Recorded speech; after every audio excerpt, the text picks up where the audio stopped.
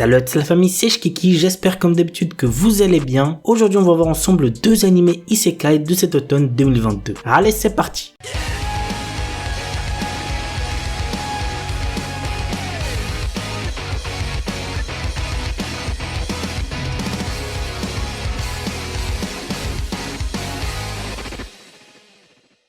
Akuyaku Reiju Nanu dit Last Boss Wukate Mimashita. Étant gravement malade, une jeune fille a passé la majeure partie de sa vie dans une chambre d'hôpital à jouer à des Otome Games pour passer le temps. Mais un jour, elle se retrouve dans la peau de Irène Lorraine d'Autriche, la méchante de l'un de ses jeux. Lors du banquet célébrant la fin du trimestre d'hiver de l'académie, Cédric Jeanne Ilmer, le prince héritier et ami d'enfance d'Irène, annule publiquement ses fiançailles avec elle et annonce qu'il est amoureux de Lilia Rainworth, la protagoniste du jeu. Consciente de l'avenir tragique qui l'attend et déterminée à le changer, la jeune fille décide de conquérir le roi démon, Claude Jean Elmer, le boss final du jeu ainsi que le demi-frère de Cédric en le faisant tomber amoureux d'elle. L'anime a pour genre comédie, fantasy, romance et pour thème autre monde, démon, réincarnation.